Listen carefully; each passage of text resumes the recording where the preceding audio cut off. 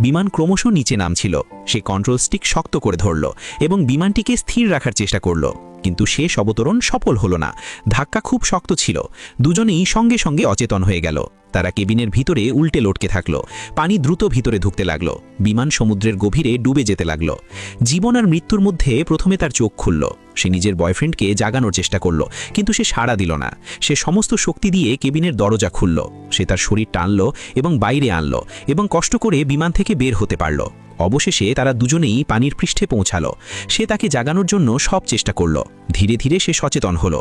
তারা ভাবল এবার তারা বেঁচে গেছে, কিন্তু তখন সমুদ্রের পানি তাদের পায়ে পৌঁছালো। তখনই সে বুঝল কিছু ভুল হয়েছে। যাকে তারা দ্বীপ ভেবেছিল, আসলে তা ছিল কেবল একটি ছোট রুক্ষ বালির টাপু। জোয়ার উঠলে তা পুরোপুরি লোপ পাবে। হতাশা তাদের উপর আছড়ে পড়ল। পানি ক্রমশ বাড়ছিল এবং বালির টাপুটি ছোট হতে থাকল।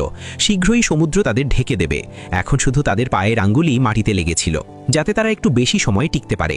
তার আহত বয়ফ্রেন্ড বলল যে সে তার লাইফ জ্যাকেট আনুক। তার চোখে চোখে অশ্রু ঝরে পড়ল। সে তাকে দৃঢ়ভাবে ধরল। ঠিক তখনই দূরে সমুদ্রে একটি মাছ ধরা নৌকা দেখা গেল। হয়তো ভাগ্য অবশেষে তাদের খুঁজে পেয়েছে। অবশেষে দুজনেই বেঁচে গেল।